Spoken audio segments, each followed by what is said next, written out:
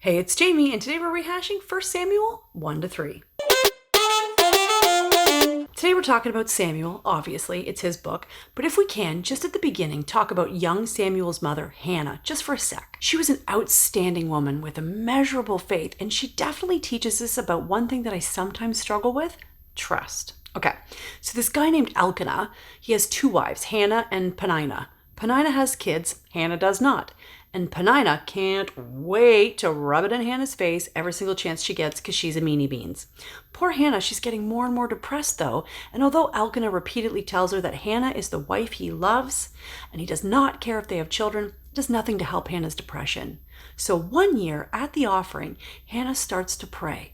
She promises the Lord if he would just give her a son, she will dedicate that, catch this, that firstborn son of hers to the Lord as a Nazirite. And then she adds in for good measure that a razor will never touch his head. As she's leaving the offering, Eli blesses her as well. And of course, God is so good.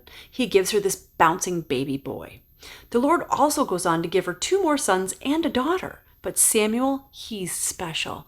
He's an answered prayer. And trusting in the Lord, when that child is weaned, she marches him on down to that year's offering, and she turns him right over to Eli and the Lord. Now let's pause right there for a sec. Imagine you're unable to have kids, but you give birth to this absolute miracle baby.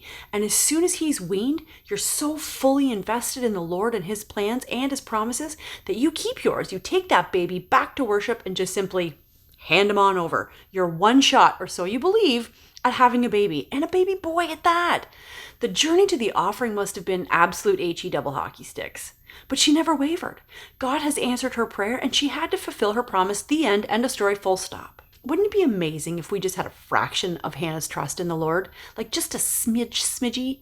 What would our lives be like? And how can we develop that level of trust? I think it's worth it. I think it's worth practicing. I carry this little cross pin everywhere I go, and it reminds me in times of trouble to trust. But I still worry. I still get anxious. I'm human. But if I could just put my life in the Lord's hands fully and completely like Hannah does, I would sidestep so much agony and misery, baby. Whew, life would be even more beautiful than it already is. Maybe pray for that today. That the Lord is gonna grant me an attitude of trust. Tomorrow we're gonna dive into 1 Samuel chapters 4 to 7 if you wanna read ahead. I hope you have a blessed day.